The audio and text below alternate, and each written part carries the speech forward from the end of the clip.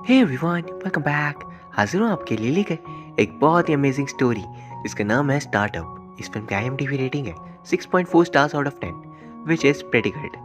Film की शुरुआत में हम सैंग और गो नाम के दो दोस्तों को देखते हैं। गो ने अपनी स्कूल फीस से सेकेंड हैंड बाइक खरीद ली थी और वो सैंग को इसे दिखा रहा होता है, जिस पे सैंग कहता है, क्या खटारा खरीद रखा है तुमने। तभी गो उस बाइक को स्टार्ट करके दिखाता है कि खटारा उड़ती भी है। पर तभी सामने स्लोप आती है और स्लोप पे गो की बाइक चढ़ नहीं पाती क्योंकि उसमें इतनी पावर नहीं थी। उल्टा वो बाइक ग्रेविटी के कारण गिरने लग जा रही थी, जिस पे सैंग कहता है, इसे रिटर्न कर दो, इससे बड़े तो मैं चलकर ऊपर पहुंच जाऊंगा। गो बताता है ये वापस नहीं हो सकती क्योंकि ऑलरेडी मैंने इसे सेकंड हैंड खरीदा था और वो भी ऑनलाइन। तभी सामने से एक दूसरा बाइकर आकर गो की बाइक की साइड मिरर को तोड़ देता है और गो गुस्से में तो नीचे की ओर उसका पीछा करने लगता है। रास्ते पर गो उस बंदे को अब्यूज किया जा रहा था कि रुक जाओ, एंड जैसे ही वो रुकेगा गो उससे बदला ले पाएगा। लेकिन रैश ड्राइविंग की वजह से पुलिस गो और सैंग के पीछे पड़ जाती है। गो उस बंदे के करीब पहुंच जाता है एंड तभी वो बंदा उसे बुरा भला कहना शुरू कर देता है। ये देख गो को और गुस्सा आता है कि एक तो मेरे बाइक की मिरर को तोड़ दिया, ऊपर से ये मुझे ही अब्यूज किए जा रहे हैं। तभी ऑफिसर्स भी पीछे पड़ जाते हैं एंड वहीं चलाते हुए वो लोग सामने के ग्रास पर गिर गए थे। अगला सीन पुलिस स्टेशन का था जहाँ गो की मॉम आकर उसे स्लैप मारती है और कहती है, पूरी रात आखिर तुम कर क्या रहे थे, घर क्यों नहीं आए।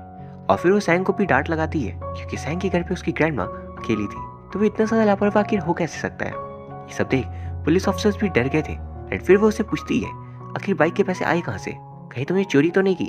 सैंग बता देता है गो ने ऑनलाइन खरीदी है। गो की मॉम पूछती है, कहीं तुमने इसके लिए स्कूल की फीस तो नहीं दी है, क्या तुम्हें पढ़ाई नहीं करनी। गो कहता है, मैंने स्कूल ऑलरेडी छोड़ दिया है तो पढ़ाई किस बात की, और इसीलिए मैंने उन पैसों से बाइक खरीद ली। उसकी मॉम उसे बहुत डांट लगाती है, क्या तुम्हारे पास कोई स्किल्स है भी, अगर नहीं तो तुम लाइफ में आगे करोगी क्या, तुम पढ़ाई नहीं करना चाहते तो लाइफ आगे बढ़ेगी कैसे। इस बात को सुन वो अपनी मॉम पे नाराज हो जाता है कि आप तो बहुत बड़े वॉलीबॉल प्लेयर थे, लेकिन आपने भी क्या कर लिया। गो ये सब बोल तो देता है लेकिन फिर अपनी मॉम के एक्सप्रेशन देख वो समझ गया था कि अब उसकी खैर नहीं। एंड तभी एक जोर का उड़ता हुआ चप्पल उसकी तरफ आता है और वो जमीन पे पड़ा था।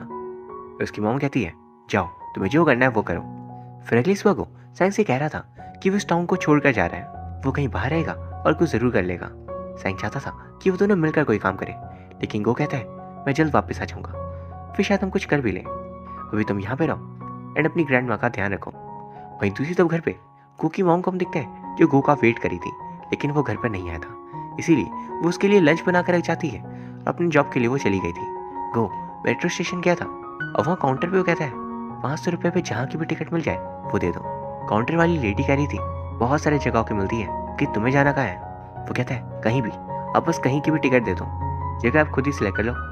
लेकिन वो लेडी गुस्सा हो जाती है कि यहाँ पे क्या मजाक चल रहा है। तभी पीछे से एक बंदा कहता है, इतने कम पैसों में तुम जाओगे कहाँ। सभी लोग हंसने लगते हैं तो वो फिर बस लेकर चल पड़ता है। वहीं दूसरी तरफ में दिखाया जाता है कि गो की मॉम उसे कॉल करने की कोशिश करी थी, लेकिन उसने फोन बंद कर रखा था। अब दूसरे शहर पहुंचकर गो को एक लाल बालों वाली लड़की दिखती है एंड वो उसे गलती से घूरने लगता है, इसीलिए वो उस पर नाराज हो जाती है कि तुम आखिर मुझे घूर क्यों रहे हो, क्या तुम्हें तमीज नहीं है। वो कहता है, तुमने अपने बालों को लाल क्यों करवा रखे हैं, ये जगह अमेरिका तो है नहीं। इस बात को सुन वो उसे जोर का पंच मारती है और गो की हालत खराब हो गई थी।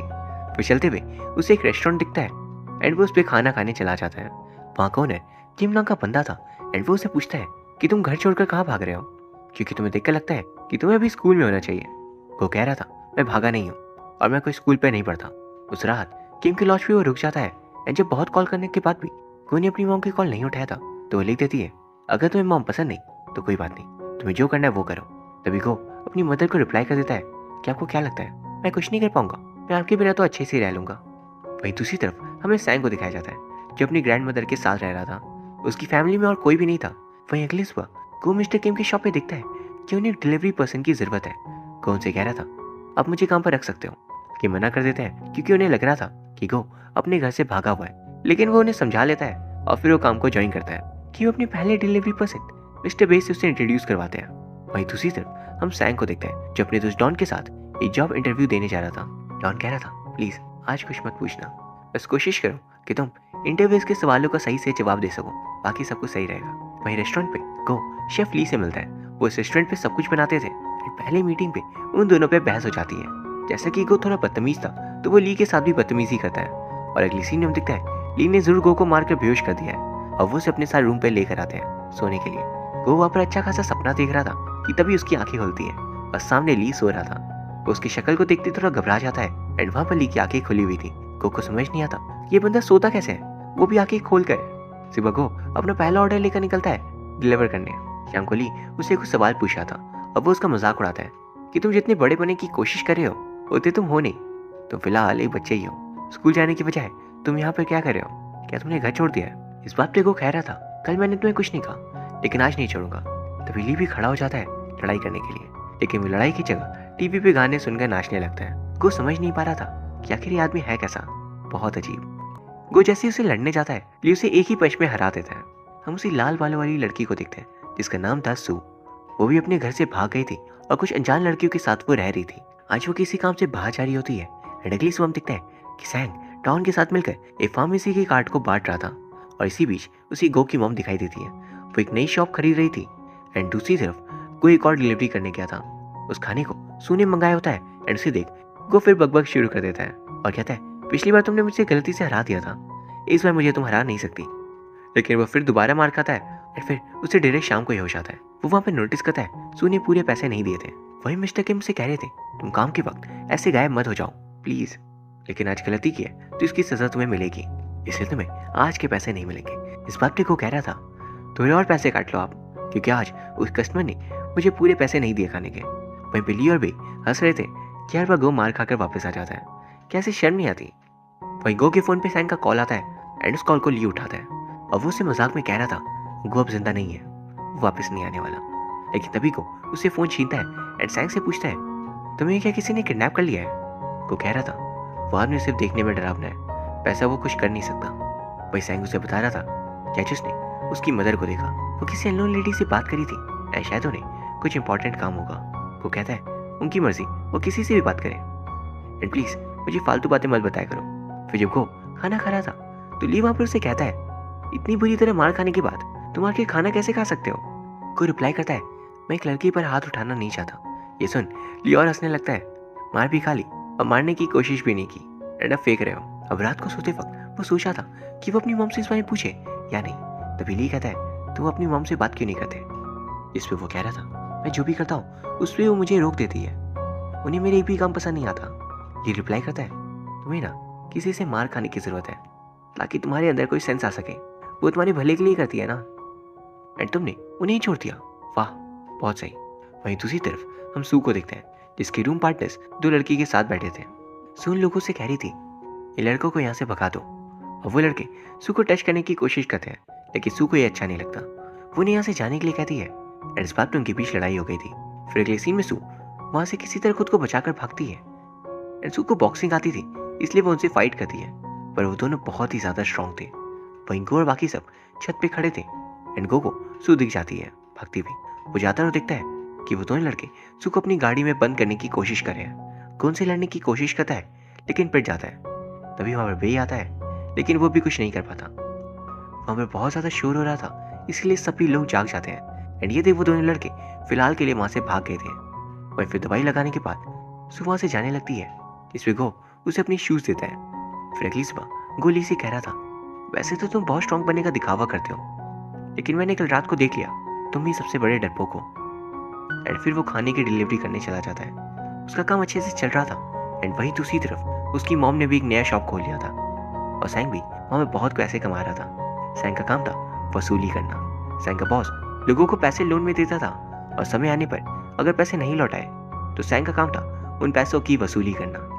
वहीं हम देखते हैं गो सू के लिए खाना लेकर गया था। सू उसे शूज लौटा देती है एंड पिछली बार के बचे हुए पैसे मिलाकर वो इस बार उसे पूरे पैसे दे देती है, लेकिन गो उन्हें नहीं लेता और वहां से चला जाता है। शाम को मिस्टर किम सभी को सैलरी दे रहे थे एंड ये गो की पहली कमाई थी, इसके लिए वो बहुत खुश भी था। गो सभी को पार्टी के लिए ले जाने वाला था लेकिन ली को वो लेकर जाना नहीं चाह रहा था। इस पे ली कहता है ऐसे कैसे, एंड वो खुद ही आ जाता है। खाते वक्त मिस्टर किम कह रहे थे तुम अपनी मॉम से मिलने क्यों नहीं जाते हो, वो उसे समझा रहे थे, पर तभी गो कहता है आपको क्या मतलब है, इनमें आप मत पढ़ो प्लीज। तभी ली उसे एक पंच करता है और गो दूर जाकर गिरता है एंड ये देखो कह रहा था तुम्हें क्या लगता है मैं हार गया। तभी ली उसे दोबारा मारने के लिए बढ़ता है एंड गो ये देख तुरंत वहां से भाग निकलता है। फिर अगले दिन हम सैंग को देखते हैं जो डॉन के साथ मिलकर एक बंदे के पीछे भाग रहा था। वो उसे पकड़कर पैसे मांगते हैं। इस पे वो बंदा कह रहा था मेरे पास अभी कोई पैसे नहीं है, मुझे थोड़ा वक्त दो मैं गैम्बलिंग करूंगा और जीत कर पैसे लौटा दूंगा। इस पे सैंग कह रहा था, हम दोनों तुम्हारे पीछे इसलिए आए हैं क्योंकि तुमने अपना फ़ोन बंद कर दिया था और तुमने खुद से हमें कुछ भी नहीं बताया।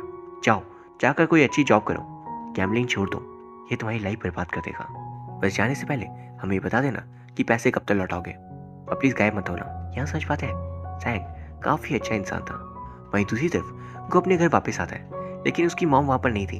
एंड वहाँ दिखता है वो रोज़ गो के लिए खाना निकाल कर जाती थी, ये सोच किसी ना किसी दिन वो वापस ज़रूर आएगा।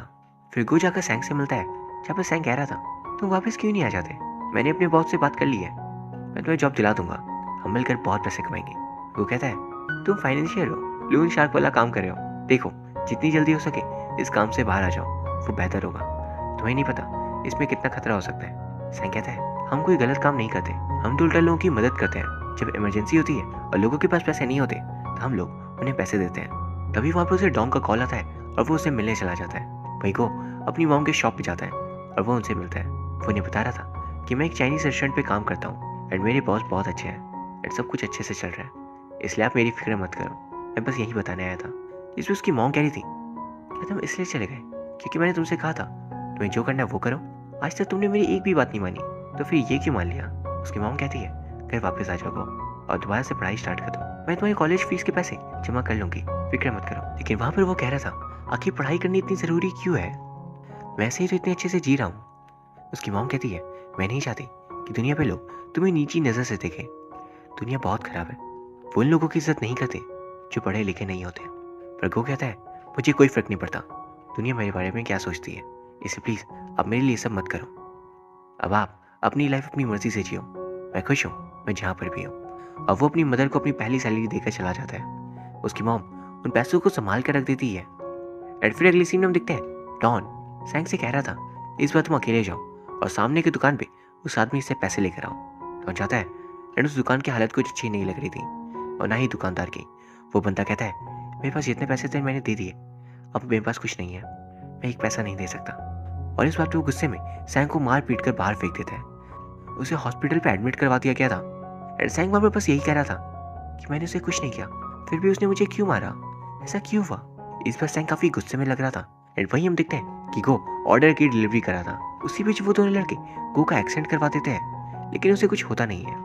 वहीं दूसरी तरफ हम देखते हैं कि सू ने भी मिस्टर किम के यहाँ पे काम ज्वाइन कर लिया था। एंड शाम को डिनर के वक्त मिस्टर किम कह रहे थे कि सू उनकी बेटी के कमरे पे सो सकती है। ये बात जान गो कह रहा था, आपकी बेटी भी है, आपने कभी मिलवाया नहीं। फिली सभी को सू को ज्वाइन करने की खुशी में कैरोके क्लब लेकर आता है। गो उन सभी को देख यही सोचा था कि ये लोग इतनी पागलों वाली हरकत कैसे कर सकते हैं। फिर वहां से वो लोग जब लौट रहे थे तभी गो को सुबह गाड़ी वाला लड़का मिल जाता है।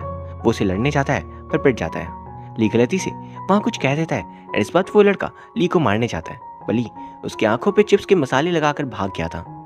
ये देख गो से कह रहा था, आखिर तुम कैसे डरपोक हो, मेरे सामने तो बहुत स्ट्रांग बनते हो और गुंडों के सामने डर जाते हो। और फिर गो को सॉन्ग का कॉल आता है। उसकी बातें जान गो कह रहा था, मैंने पहले ही कहा था ये सब मत करो, लेकिन तुमने मेरी बात मानी नहीं, कोई सीधा साधा काम पकड़ लो ना, वो अच्छा रहेगा। सैंग कह रहा था, मैं उस बंदे को मार देना चाहता हूँ, मुझे बहुत गुस्सा आ रहा है। गो कहता है, लड़ाई तुम्हारे बस की बात नहीं है, तो वो करो जो तुम्हारे लिए सही है। ये बात सुन सैंग को और गुस्सा आ जाता है और वो कहता है, क्या लगता है मैं उसे मार नहीं सकता? मैं मार सकता हूँ। एंड अगले दिन उस दुकान पे जाकर सैंग सब कुछ तोड़ फोड़ करने लगता है। सैंग उसे मारने वाला था तो वो कहता है, मार दो, वैसे भी तुम लोगों ने जीना मुश्किल कर रखा है। एंड ये सुन सैंग उसे नहीं मारता।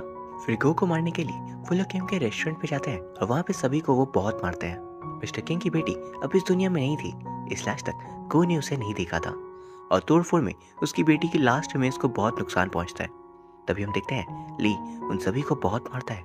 एंड वही नहीं, पुलिस को वहाँ पर कॉल कर दिया था तो वो लोग सीधा वहाँ पर आ जाते हैं और फिर सभी को पुलिस स्टेशन जाना पड़ता है। डिटेल्स चेक करने के बाद उन्हें पता चलता है कि ली और बाकी सबकी कोई भी गलती नहीं है, बल्कि वो लड़के तो ट्रैफिकिंग के लिए वांटेड है। तो फिर उन सभी को ऑफिसर्स वापस छोड़ आते हैं। एंड वहीं दूसरी तरफ सैंग को देखते हैं जब उस काम को छोड़ देना चाह रहा था, लेकिन उसका बॉस उसे छोड़ने नहीं देता। वो कहता है, तुमने ज्वाइन किया है तो इसे पूरा करना होगा। क्या है, 2-4 लोगों की हड्डियां तोड़नी पड़ेंगी जब जरूरत हो तब, बाकी तो सब सही है। सैंग फिर डॉन से कह रहा था कि वो उसे किसी तरह इस दलदल से बाहर निकाल ले, लेकिन डॉन कहता है, मैं कुछ भी नहीं कर सकता, मुझे भी कोई शौक नहीं है लोगों को मारने का, लेकिन एक बार इस काम को ज्वाइन कर लिया तो वापस जाना नामुमकिन है। वहीं अगली सुबह ली के लोग उससे मिलने आए थे एंड असल में ली एक गैंग का लीडर था, लेकिन ली और किम की गलतियों की वजह से किम की बेटी की जान चली गई थी, इसलिए उन दोनों ने गैंग को छोड़ दिया था। ली का लेफ्ट हैंड चोई उससे कहता है, प्लीज़ वापस आ जाओ। कल आपने जो भी किया उससे हमें आपके बारे में पता चला। आपके जाने के बाद हमने बहुत प्रॉब्लम झेलनी पड़ी है। दूसरे गैंग के मेंबर्स और स्ट्रांग होते जा रहे हैं और हमें एक अच्छे लीडर की ज़रूरत है। जोई कहता है, जब दूसरे गैंग वालों को आपके यहाँ होने का पता चलेगा तो वो सभी यहाँ ज़रूर आएंगे। आप क्या चाहते हो? ये जगह आपकी वजह से तबाह हो जाए। और वो लोग वहाँ से चले जाते हैं। ली के लिए वो एक गाड़ी छोड़ जाते हैं, ये सोचकर शायद उसका मन बदल जाए। शाम को वो भी चला जाता है। उसे जाता देख किसी को भी अच्छा नहीं लग रहा था, इनको भी बहुत उदास था। फिर वो कहीं जा रहा था और उसके साथ सू भी चली जाती है। वहीं दूसरी तरफ सैंग सुपरमार्केट से सामान लेकर लौट रहा था। तभी वो देखता है कि गो की मॉम की शॉप को तोड़ दिया जाएगा, क्योंकि वो एक इलीगल शॉप है। इसलिए शॉप के पुराने ओनर ने कम दाम में गो की मॉम को शॉप बेच दिया था, पर क्योंकि वो लीगल नहीं थी तो इसीलिए गवर्नमेंट उसे तोड़ देगी। सैंग गो को कॉल करके सब कुछ बता देता है। इनको अपनी मॉम को कॉल करने की कोशिश करा था, लेकिन उसकी मॉम कॉल नहीं उठाती। वहीं दूसरी तरफ के उन सभी को बता रहे थे कि वो शॉप को रेनोवेट करवाने का सोच रहे हैं, इसलिए उन सभी को एक हफ्ते की छुट्टी दी जाती है। अगली सुबह वो अपनी मॉम के पास जाता है उनसे बात करने। वो कहता है, आपने मुझे अपने प्रॉब्लम्स क्यों नहीं बताए? मैं जानता हूँ मैं एक लूजर हूँ, लेकिन मैं कोशिश कर रहा हूँ सब ठीक करने की। उसकी मॉम उसकी बातों पर ध्यान नहीं देती तो वो गुस्से में चला जाता है। उसके साथ सू भी आई थी जब वो कह रही थी हम पुलिस के पास चलते हैं।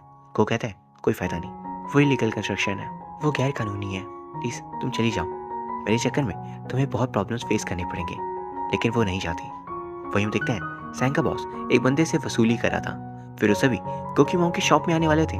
उन्होंने भी उन लोगों से पैसे ले रखे थे दुकान खरीदते वक्त। वहीं दूसरी हम देखते हैं गो ली को कॉल करता है और अपनी कंडीशन बताकर वो हेल्प मांगता है। ली उससे कह रहा था, तुम बड़े कब होगे?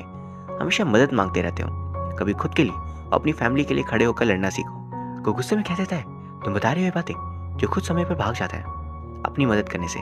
फिर हम देखते हैं सैंग अपने बॉस के लोगों को दुकान पर एंटर करने से रोक रहा था, पर वो उसे धक्का देकर एंटर कर जाते हैं। फिर बॉस गो की मॉम से पैसे मांगता है और उसकी मॉम को और बाकी सबको वहां से जाने के लिए कह रही थी।